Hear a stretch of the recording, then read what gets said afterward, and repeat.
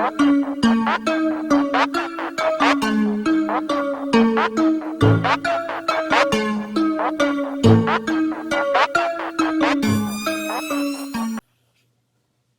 Haney takes shots at Ryan Garcia, saying, "You're a true definition of a coward."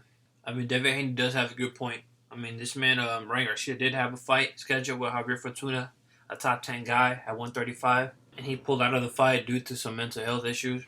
I don't know. I don't knock nothing away from Ryan Garcia. I don't know if he did have issues. I know stress is a real thing. Maybe he did make an excuse. Maybe he did have mental health issues. I'm giving him the benefit of the doubt. But this man had a fight scheduled and he pulled out of it because of his issues. But then he wants to go talk about Devin Haney. He would have knocked him out, this and that. Like, man, we don't care what you think you're going to do. If you think you can knock him out, step in the ring with him. You fought for Eliminator versus Luke Campbell to fight mandatory Devin Haney. You beat Luke Campbell, and then you go around saying you don't want to fight Devin Haney. If you're really confident that you can knock him out, how come you just didn't step in the ring with him? I mean, he was your mandatory. You were supposed to fight him. But did you? No, you didn't.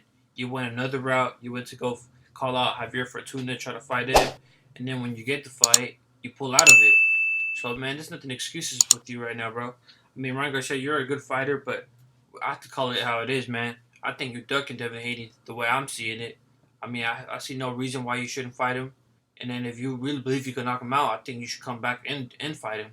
It would be a good fight. It would be a 50-50 fight, man. You know, Devin Haney has a good jab, got good skills. You got good speed. You got good power. I mean, it would be a 50-50 fight. I don't even know who wins that, to be honest with you.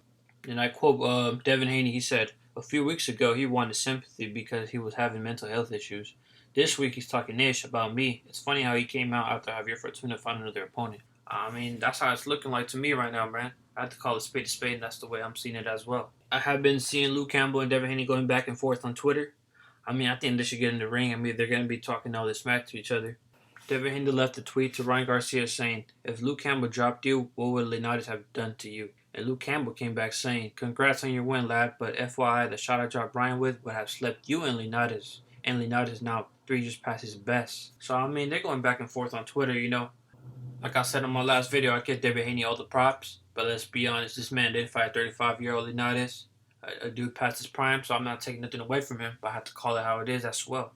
Devin Haney is one hell of a fighter. I do think he could give Luke Campbell a hell of a fight. I mean, these men got to stop fighting on Twitter. Tank, Ryan, Devin Haney, these dudes fight more on Twitter than do in the ring. So, man, we're not trying to see all that. We're just trying to see these guys fight in the ring. If they're going to do it as promotion, they should do it. Why not?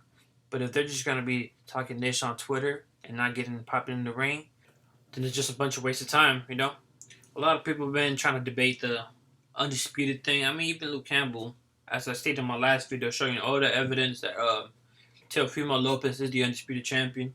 Luke Campbell also said, too, "I had some big fights winning in the Olympics and a decent buzz, but nothing like feeling when a new email hits the inbox, though. Enjoy the victory, champ." Talk about how he got the WBC through the email.